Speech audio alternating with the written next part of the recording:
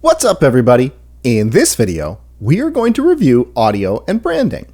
As you've been developing your brand for your pitch video, I'm assuming that you haven't thought about what your brand sounds like. Audio plays an important part in the development of your brand and your pitch video. In this video, we will examine how brands have used audio to help brand themselves. Have you heard that sound effect before? Chances are you have. It is the Wilhelm scream and is a stock sound effect of a man screaming that has been used in over 400 movies to date. I realize that it isn't tied to a specific brand, but the chances are when you heard the sound, something in your brain said, "That sounds familiar to me." That's what we're exploring in this video. How audio sounds create an instantaneous connection with a brand when you hear it.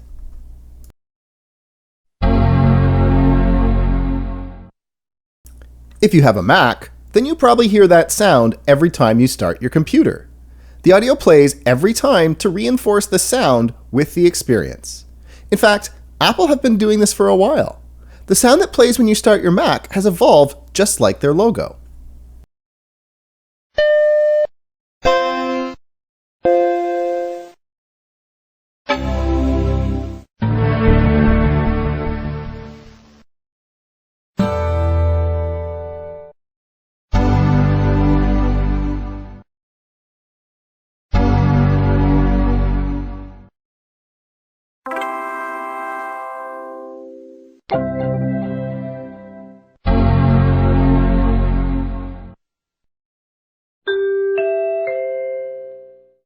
The three-chime melody was created in the 1930s and is still used by NBC.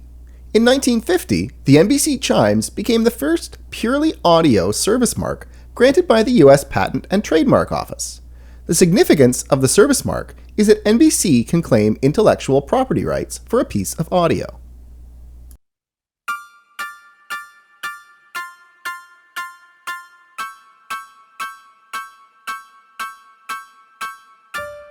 Audio branding is used with podcasts.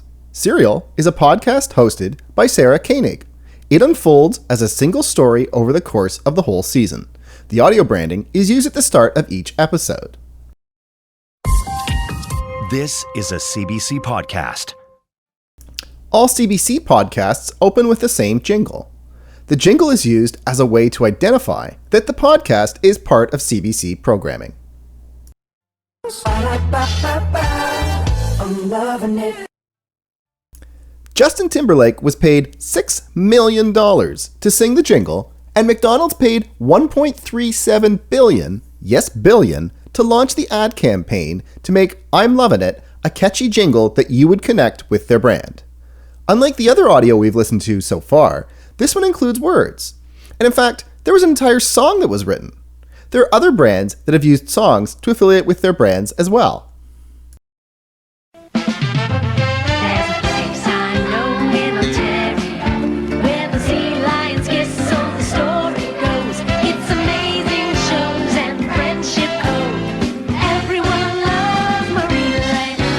If you didn't grow up in Southern Ontario, you might not be familiar with Marineland.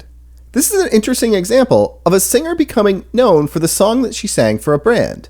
However, when Marineland got into trouble with claims of mistreatment of animals, the singer had to publicly distance herself from the brand. I am stuck on being a brand whose band is stuck on me. I am stuck on Band-Aid brand 'cause germs don't stick on me. Have you ever heard of Barry Manilow? He is an extremely successful musician who has worked in the industry for over 50 years.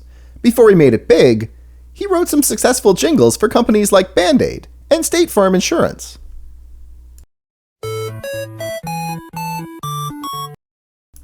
Here are some other examples of audio branding that you might recognize.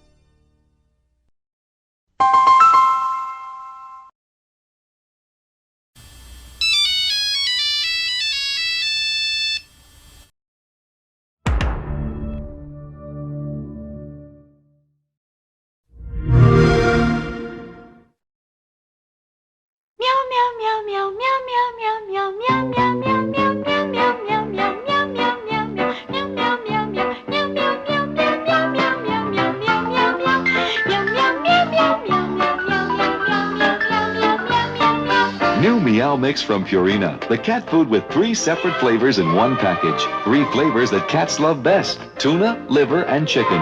Meow Mix tastes so good, cats ask for it by name.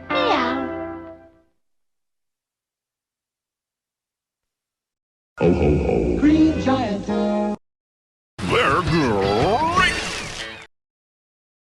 For your pitch video, there are 2 types of audio you should consider. The first is the soundtrack that you will use to accompany your voiceover. The soundtrack should support the overall feel you are trying to achieve for your company. Are you serious, happy, or fun? The right music can support this. Also, think about the end of your video and how you sign off. You will create something called an end tag animation, where your logo animates in for the last frames.